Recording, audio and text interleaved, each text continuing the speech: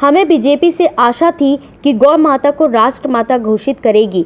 हमारी उम्मीद अब टूट गई है। अगर अब गाय को कोई काटेगा तो उसे तलवार से काट दिया जाएगा। उक्त बातें स्वामी अविमुक्तेश्वरानंद सरस्वती ने वाराणसी में प्रेस वार्ता के दौरान कही। तब तक हम क्या करें? क्या तब तक हम चुप हो जाएं? तो इसीलिए हम नोटिस देंगे।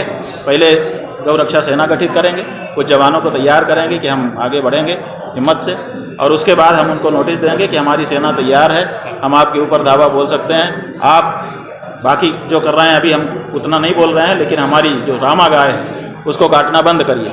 अगर वो मान जाते हैं तो ठीक है, और अगर कहते हैं कि नहीं हमें लाइसेंस है और हम तो लाइसेंस के आधार पर काटेंगे ही, तो फिर हमको दावा बोलना पड़ेगा बूचड़खानों पर, और जो लोग गाय को काटते होंगे उनको काटना पड़ेगा। गुरुजी आप वहीं गाय की रक्षा के लिए अब आगे किस प्रकार के कार्य किए जाएंगे, इस सवाल के जवाब में स्वामी अविमुक्तेश्वरानंद सरस्वती ने कहा कि वाराणसी में एक इंस्टीट्यूट खोला जाएगा जिसमें गाय पालकों की ट्रेनिंग कराई जाएगी। आज के समय में कोई भी दल गौ माता के साथ नहीं है। जिस भी स्थान पर गाय काटी जा रही है उन स्थानों को चिन्हित किया जाएगा, वहां पर धावा बोला जाएगा।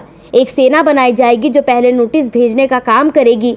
धावा बोलने वालों में मैं सबसे आगे रहूंगा। मैं संकल्प लेता हूँ, प्रतिज्ञा करता हूँ कि आज के बाद जो भी चुनाव सामने आएगा, जहाँ मेरा मतदान स्थल होगा वहाँ जाकर के मतदान अवश्य करूँगा, और उसी पार्टी या प्रत्याशी को करूँगा जो गाय के लिए शपथ पूर्वक उद्घोषणा करके खड़ी दिखाई देगी।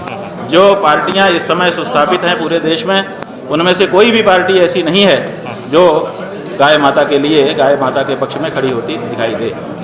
गुरुजी गौ सुरक्षा के लिए आप मतदाता भी बनाने की बात कर रहे हैं, उनके रामधाम बनाने की भी बात कर रहे हैं, गौ सेना बनाने की भी बात कर रहे हैं। हाँ। ये क्या है? बात यह है कि सबसे पहले तो गायों की पहचान करना, क्योंकि गाय और गाय के नाम पे दूसरे पशु को मिला दिया गया है, ये भी एक षड्यंत्र हुआ है।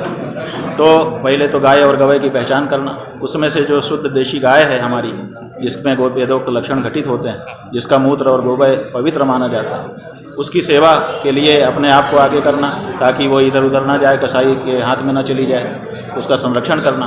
और साथ ही साथ जो बूचड़खाने ये कहते हैं कि हमको तो लाइसेंस है गाय काटने, तो अब सरकारें तो सुन नहीं रही हैं, वो तो बाद में सुनेंगी, जब हमारे वोट से बनेंगी तब सुनेंगी।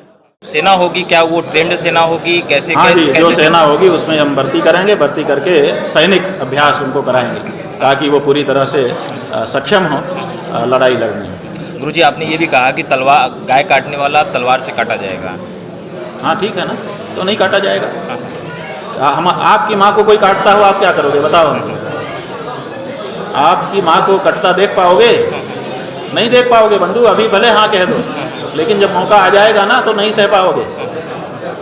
तो हम कैसे सह रहे हैं हम ही जानते हैं। बहुत बड़ा पत्थर रखे हैं छाती पे, इसलिए 78 साल से रखे हैं। ये नेता कर देगा, वो नेता कर देगा, ये पार्टी कर देगी, वो पार्टी कर देगी। नहीं कर रहे हैं तब हमको अब ये बोलना पड़ रहा है, तब हमको इसके लिए आगे आना पड़ रहा है।